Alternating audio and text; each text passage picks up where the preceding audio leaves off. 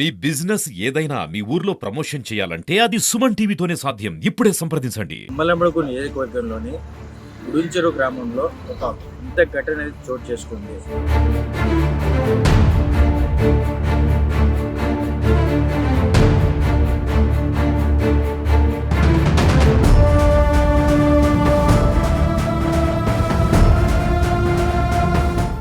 ఆ ఘటన ఏంటంటే, ఓ మేకకు 2 తలలు మరియు 3 కళ్ళతో ఒక చిన్న మేకనే జన్మించింది.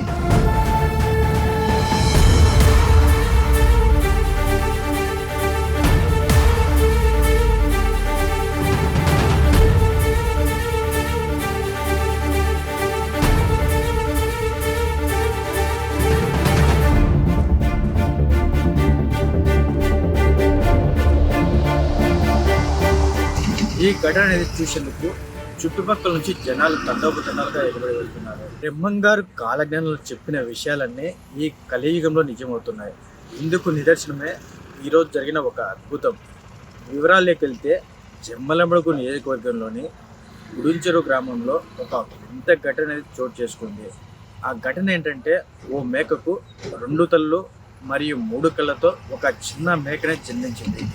ఈ ఘటన అనేది చూసేందుకు చుట్టుపక్కల నుంచి జనాలు తండోపతండాలుగా ఎగబడి వెళ్తున్నారు.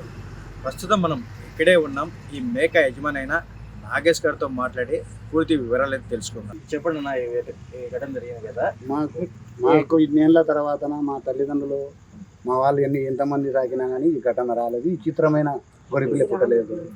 కావాల్సి మా మేనలుడు ఇప్పుడు 3 ఏళ్ళ తర్వాత గొల్ల కాసన్నాడు. ఇద్దరు ఆడపిల్లలను పెట్టుకొని ఈ చిత్రమైన ఘటన జరిగింది.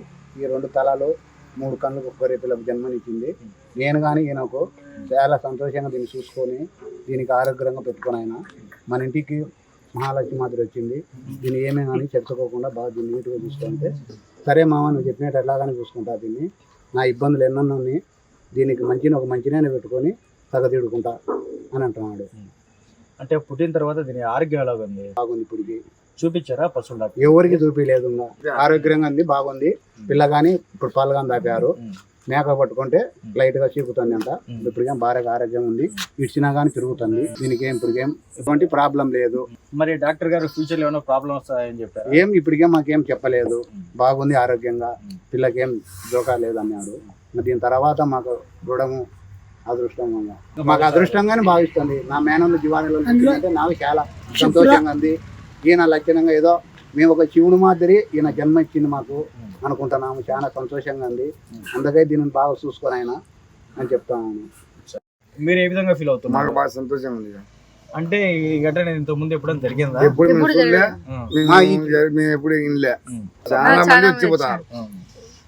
మరి మీరు ఏ విధంగా ఫీల్ అవుతున్నారన్నా? మేము బాగా సంతోషంగా ఫీల్ అవుతున్నారు.